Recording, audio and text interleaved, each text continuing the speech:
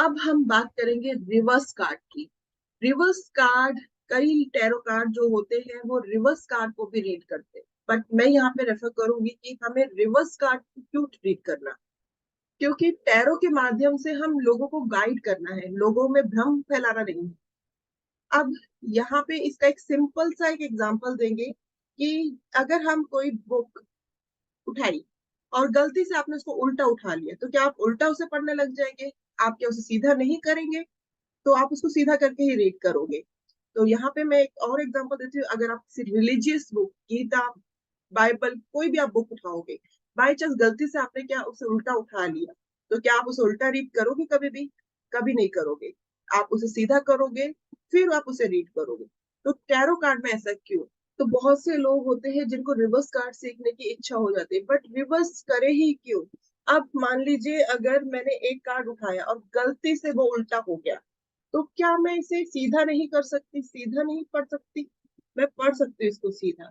और simple answer यही होगा कि आप इसे सीधा पढ़े। बाकी इन जनरल आपको ये बता देते हैं, जिसको हर जन की अपनी अपनी सोच है, अपनी अपनी समझ है, अपने इंटेंशन है।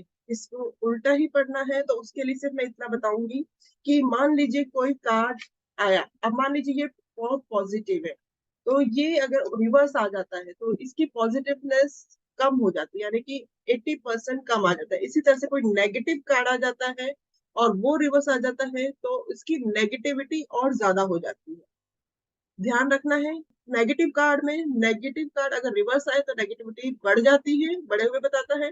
पॉजिटिव कार्ड रिवर्स आए तो वो पॉजिटिव कार्ड को घटे हुए बताता है। लेकिन पुनः मेरा सजेशन यही होगा कि हमें ऐसा फॉलोवर नहीं बनना जो कहीं ना कहीं समाज के लिए मिस गाइडेंस बने। हमें ऐसा ऐसा टैरो रीडर बनना है जो हमेशा लोगों को सही गाइडेंस दे, पॉजिटिव वे पे गाइडेंस दे। कार्ड्स देखिए उल्टे हो या सीधे हो, अब टीचर का काम होता है कि कार्ड्स को सीधा करके उसको रीडिंग करे, लेकिन टीचर्स अपना टाइम बचाने के चक्कर में उल्टे सीधे कार्ड पकड़ लिए और फिर उन्होंने ध्यान भी नहीं दिया कि वो कार्ड सीधे है या उल्टे है। और फिर जब वो रीडिंग करने लगते हैं, यानी कि जब कोई कार्ड निकालने लगता है वो कार्ड उल्टा आ गया, तो यहाँ पे अपनी गलती हम उन पे थोप देते हैं। तो ये इट्स अ गलत, इट्स अ रॉन्ग। तो यहाँ पे ऐसा कुछ नहीं करना है। अब जब आपने रीडिंग करना है तो सबसे पहले अपने कार्ड को पूरा सेट करना है, कोई उल्टे कार्ड ना हो, क्योंकि ये रिस्पॉन्सिबिलिटी आपकी है, क्लाइंट की नहीं है। तो इस वजह का इस चीज को आपको पूरा ध्यान रखना बहुत जरूरी है। अब हमें ऐसा फॉलोवर नहीं बनना जो समाज के लिए मिस गाइडेंस करे। हमें एक ऐसा हीलर बनना है जो समाज को अच्छी गाइडेंस दे। ये एक बस मैं एक तरीका बता रही हूँ कि इस तरह से भी कुछ टैरो रीडर करते हैं कि कोई एक कार्ड आ गया, जैसे कि अब ये कार्ड आ गया, ये अच्छा कार्ड है, बट जो टैरो कार्ड क्या कहते हैं कि नहीं, बहुत मुश्किल से काम चलेगा, बहुत मेहनत करनी पड़ेगी, मुश्किल होगी। मैं आपके लिए प्रेयर करूंगी कि आपका काम अच्छे से चल पाए। तो यहाँ पे जब अगर मान लीजिए बाय चांस उसका काम नहीं चला, तो वहां पे वो यही कहेगा कि हाँ उन्होंने कहा था कि मेरा काम नहीं चलेगा। और लेकिन अगर उसका काम चल गया तो वो यही कहेगा कि हाँ उन्होंने कहा था कि मेरे लिए वो प्रेयर करेंगे, उसकी वजह से ही मेरा काम चल पड़ा। तो ये जो तरीका है ये बहुत ही गलत तरीका है, ये दूसरों को फूल बनाने का तरीका है। तो इसको मैं मना करूँ, इस तरह का कोई भी काम मत करिएगा। तो इसमें क्या है, विन विन सिचुएशन हमारी ही होगी। तो ये पब्लिक को हम फूल बनाने का तरीका कर रहे हैं, तो हम इस तरीके में हम नहीं जाएंगे। अब आगे हम समझते हैं कि अगर हम कार्ड्स को उल्टे, अब यहाँ पे कार्ड्स उल्टे हो या सीधे हो, तो देखिए टीचर टीचर का काम होता है कि सारे कार्ड्स को सीधे लगा के पहले से ही उसे एडजस्ट करे। काम टीचर अपना टाइम बचाने के चक्कर में कार्ड को कैसे भी रिप्रेजेंट करते हैं, ये गलत तरीका है। सबसे पहले तो आपने कार्ड को प्रॉपर तरीके से सेट करना है और फिर आपने प्लेस आउट करना है। अगर आप गलत तरीके से प्लेस आउट कर रहे हैं तो वो गलती आपकी है जो आप क्लाइंट पे थोप रहे हो। तो ऐसा आपने नहीं करना है।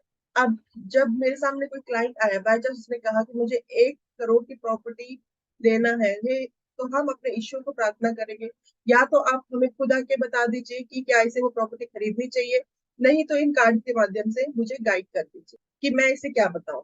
तो यहाँ पे हम एक कार्ड निकालेंगे। अब एक कार्ड निकालेंगे, अब ये कार्ड चाहे उल्टा आए चाहे सीधा आए, तो हम डेफिनेटली इसको सीधा कर लेंगे और इस कार्ड के अकॉर्डिंगली हम इसको प्रिडिक्शन देंगे कि प्रॉपर्टी इसे खरीदनी चाहिए कि नहीं चाहिए। अब यहाँ पे 7 नंबर का कार्ड है, तो कहीं ना कहीं इसे मेहनत बहुत करनी चाहिए, या पैसा कहीं फंस गया होगा तो पैसे छुड़ा लेना चाहिए, या फिर इसी कार्ड के अकॉर्डिंगली हमें रेमेडी देनी चाहिए। तो हमें क्लाइंट को अपने प्रॉपर गाइडेंस देनी है, सही तरीके से गाइडेंस देनी है। रिवर्स कार्ड को आप सीधा करके भी रीड कर सकते हो। आपने एक अच्छा रीडर बनना है, आपने किसी के अंदर भ्रम नहीं फैलाना है। तो आपके पास जो व्यक्ति आए उसको अपने सही गाइडेंस देनी है। अब इसमें रेमेडी जो भी कही होगी उसके अकॉर्डिंगली आप उसको रेमेडी भी दे सकते हो। आपको ये पॉइंट क्लियर हो गया होगा। फिर भी मैं आपको एक बार बता देती हूँ कि अगर फिर भी मैं आपको एक बार बता देती हूँ कि अगर कोई कार्ड नेगेटिव आता है और रिवर्स होता है तो उसकी जो नेगेटिवनेस है वो बढ़ जाएगी, और अगर पॉजिटिव कार्ड रिवर्स आ जाता है तो उसकी जो पॉजिटिवनेस है वो कम हो जाएगी। मीनिंग बस यही है, जो आपको मैंने समझाया हुआ है उसी के अकॉर्डिंग आपने प्रोडिक्शन करनी है। उम्मीद है आपको समझ में आ गया होगा कि आपको किस तरह से अपने क्लाइंट को हील करना है, अपने क्लाइंट किस तरह से फील करेंगे, पॉजिटिवली फील करना चाहते हैं या नेगेटिवली फील करना चाहते हैं, वो आपके ऊपर है। आज के लिए इतना ही। अब हम समझेंगे नेक्स्ट।